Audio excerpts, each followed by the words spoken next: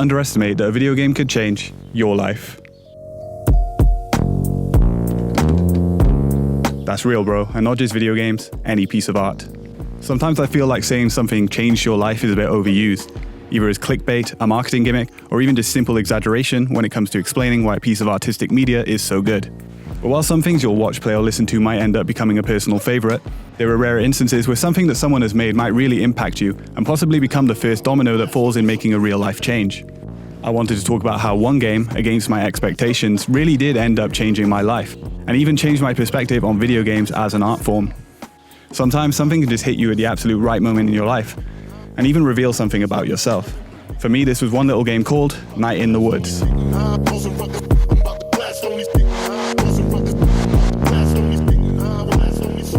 But what is Night in the Woods all about? If you're unaware, it's part visual novel-styled hangout game and part side-scrolling platformer. There's not too much that's directly comparable to it, though I suppose it does remind me a bit of Persona 4's small-town hangout Scooby-Doo mystery vibe. You play as May, who is a 20-year-old college dropout who comes home to live with her parents in the backwater, decaying American town of Possum Springs. There, she is reunited with her old friends, Bee, Greg, and Angus. May engages in aimless hangouts around the town each day and starts having esoteric dreams each night, which point towards something more going on underneath the surface of the quiet town, possibly supernatural. I can't remember exactly why I chose to play Night in the Woods for the first time during the 2020 COVID lockdown, but I went in blind and was surprised to find how big of an emotional response it evoked from me. It was a game that turned a mirror onto aspects of my real life in a resonant way, which I don't really know if many other games have ever managed to do, all while, on the surface, being something I wouldn't typically gravitate towards.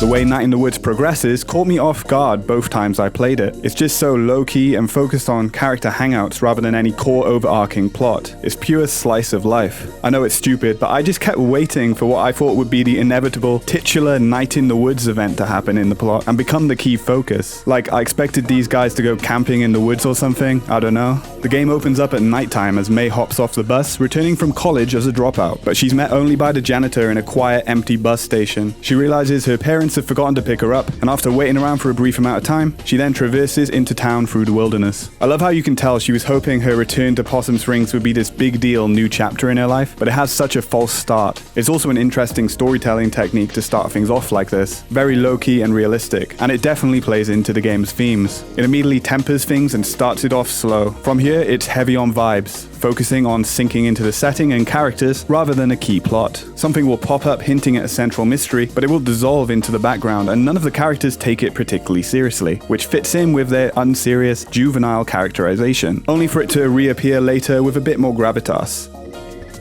May Borowski is the lead character. She has dropped out of college for reasons that she doesn't want to discuss and settles back into the attic of her parents' house in Possum Springs. She wakes up around 3 or 4 p.m. each day to hang out and not do much productive. It actually feels quite similar to my lifestyle when I was between jobs, unfortunately. May is a really strong core to this story. You settle into a routine where you'll explore the town as May and start up little plot threads to return to each day. May might initially seem like a pretty typical quirky protagonist, always with quick-fire, cheesy jokes on hand, but there's a remarkable amount of depth to the character, and I find it fascinating to follow her development over the course of the game. Her character is written in such a way that isn't typical of a video game protagonist too, as she's got strong personality flaws that are noticeable in the conversations. Her character is not typically relatable in a way that video game protagonists usually are, and this relatability aspect is something I'll loop back to. But first, here we have Greg, who's a small-town punk best friend character. He works at Snack Falcon, which is a soulless, small chain grocery store. He's in a relationship with Angus, this hipster bear. You just know this dude won't shut up about Vampire Weekend and Bon Iver. Greg is one of the two characters who you'll choose between hanging out with each day and seeing exclusive scenes to develop their relationship with May. These scenes focus on the ideas of growing up and abandoning youthful recklessness, childish activities, and saying goodbye to your hometown, despite all the memories you've made there. In returning to town, May brings out some of the old Greg and vice versa, hanging out smashing light bulbs or defacing an old broken down car, real dead-end, middle-of-nowhere town stuff. I like the hangouts with Greg because they express the feeling in your late teens to early 20s, where you start to wonder if hanging out aimlessly or participating in activities generally seen by society as childish is still acceptable or productive. It's a period where people go through a lot of change, and there's a little bit of friction between May's desires for simple hangouts and Greg's desires to do more to support his relationship with his boyfriend, eventually with the goal of saving up to move to the more expensive but bustling town of Bright Harbor. There's real human emotion and expression put into these characters, and I love it.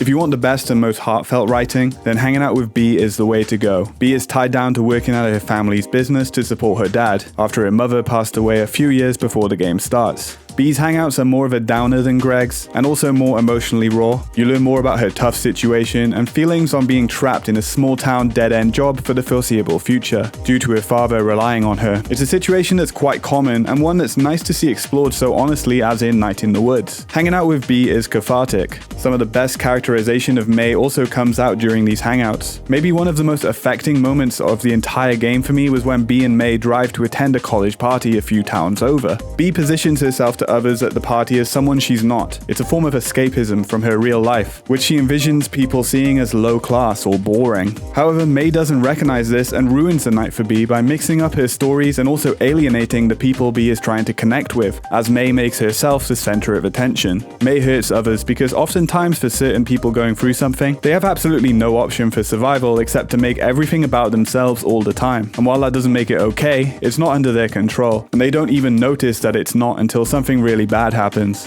One character who's also key to Night in the Woods is totally unseen. Casey was also in this group of friends, particularly May and Greg. He even played drums in their band, but prior to May's return to Possum Springs, he is missing, which the characters take as word rather faithfully that he hopped on a train and skipped town to never return. Casey's disappearance does tie into the plot later on, but for most of the game, it's not something they really bring up. However, you can feel his absence at various points. His instant messenger icon is always present on May's computer, their band has replaced his drumming with Bea operating a simple drum machine on her laptop, and you can find his missing posters all about town. How his disappearance affects May is probably understated. It's likely not a coincidence that in their band, they play the two instruments that most heavily rely on each other, bass and drums. Casey's absence hangs over the game and creates a strange feeling. But what about Possum Springs, the setting of the game? It's a really rich location with lots of character. It's got a cozy autumnal season dressing and lots of smart touches that make it reflect on real life locations. Possum Springs is tangible despite being fictional, with a clear amount of specific inspiration being taken from real-world places. Possum Springs is defined by a sense of decline and decay. It's another part of what makes the autumnal setting so poignant, as it pairs a season of falling leaves and barren trees with a town full of closed-down shops and people lamenting for the old days when the mines were open. There are moments of serene beauty that can be observed in the town, but the economic situation makes it a bit tense despite such a comparatively sleepy sense of community. It's an interesting theme to explore, this idea of a decaying town. It really does ring true to a lot of smaller towns these days. More and more people migrate to the cities because they're the only place to pay a living wage, and also the best place to meet new people. Yet people will remain in these decaying towns and look for someone to blame for their decreased quality of life, as is explored in this game's climax. I grew up in Wales, where there's similar sentiment in parts of the country towards the good old days before Margaret Thatcher closed all the mines. Plenty of towns in the UK are falling apart just like Possum Springs.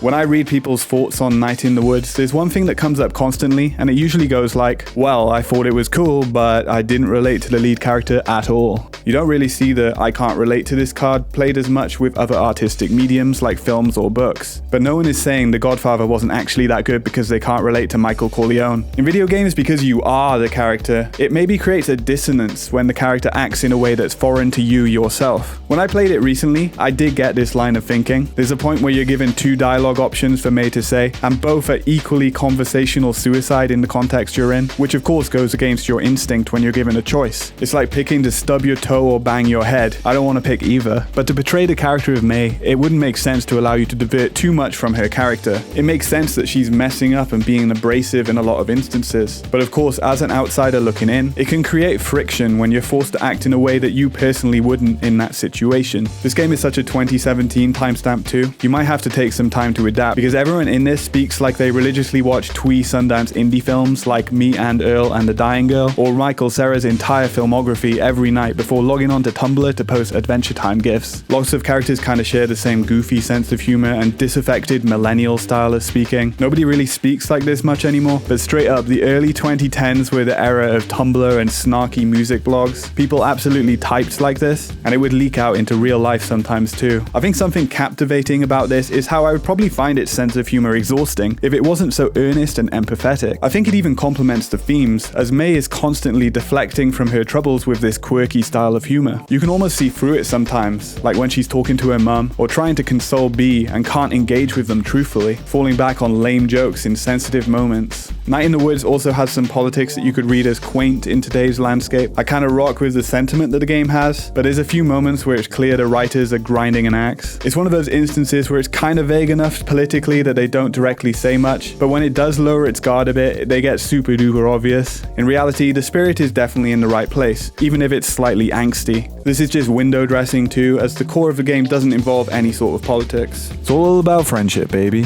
Now, my personal experience with Night in the Woods was one that really made me rethink the value of video games as an art form. Maybe I'd just been burnt out, but at this point in my life, I was thinking that video games couldn't offer as much of the resonance as other mediums like films, music, or books. I got into a mode where I was burnt out on multiplayer games and became cynical over the fact that they mostly functioned like microtransaction casinos. Also, a lot of narrative games just felt like they paled in comparison to even what mid-tier films could offer. But I found Night in the Woods to be genuinely touching, and its portrayal of finding companionship in tumultuous times, no matter where you are, is a message that I think persists strongly. I first played this in 2020 during the COVID lockdown, where life slowing down definitely made me change my perspective on many things. I primarily related to Night in the Woods in its portrayal of burnout. May goes to college and drops out for a combination of various different reasons. She's burnt out and thinks returning to her hometown will fix everything, but it doesn't. She's still depressed and still feels pressure coming from friends and family. She steers conversations to avoid talking about her deeper feelings, despite her friends and family wanting to be there for her.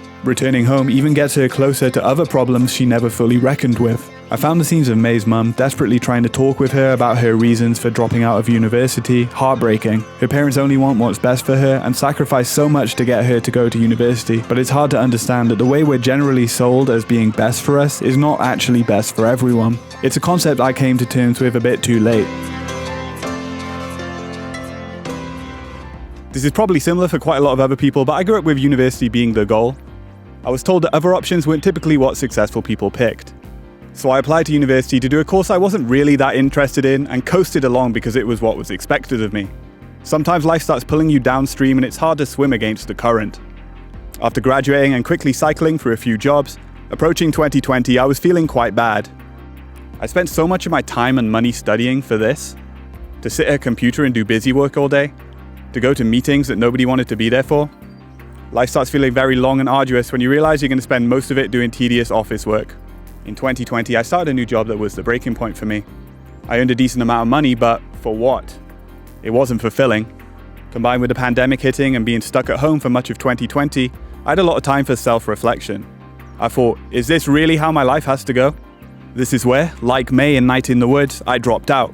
Not of university, but of the life I was living. I was in a very similar situation. I quit my job and returned home with no immediate prospects. I was lucky that in the lottery of life, I was given a safety net to fall back on like that. During this time, I reconnected with some things I previously enjoyed, like video games, and one new title I played that I'd missed out on over the years was Night in the Woods. So while the character of May was quite different from me in terms of personality, I found a catharsis that someone was going through the same sort of thing as me. Even though she's fictional, clearly the character of May was written based on the experiences of the developer. The sort of games I enjoy most are usually forms of escapism, low-key, or light-hearted. Or if they have a more serious plot, they are usually more detached from reality, like in Final Fantasy. Though obviously those games do explore really thoughtful and worthwhile themes too, like grief in Final Fantasy VII. Night in the Woods was the first time I saw a reflection of myself in the game. Not a past version of me either, the real current me.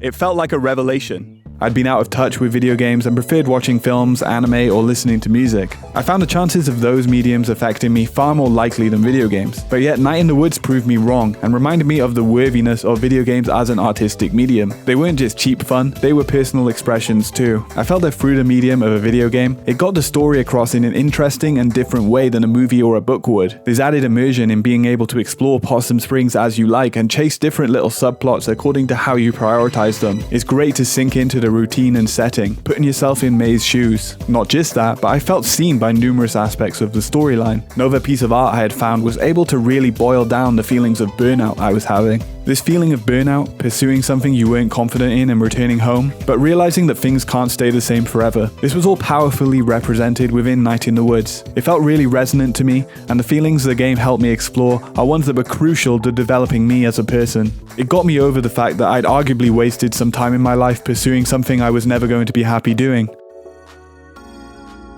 Playing Night in the Woods again in 2025, 7 years after its release, I still find it to be a marvelous game. While sometimes it can feel quaint, there's a real beating heart at its core that is so earnestly sincere and hopeful in the face of relatable adversity, which I really think is a bright spark within the video game landscape still. It's a celebration of friendship, and how in hard times we can band together. Life is worth living, even if it's just to spend another day with the homies. It's why I never feel like I'm procrastinating when I'm checking out a piece of art, whether it be playing a video game, watching a film, reading a book, listening to an album, going to a museum, looking at paintings or drawings. Anything can inspire you in any sort of way, and sometimes inspiration can be found in the places you least expect. It could inspire you to create, change, or even not to lose faith and keep doing what you're doing. I'll never forget the impact that Night in the Woods had on my life, and because of that, don't underestimate that a piece of art could change your life too.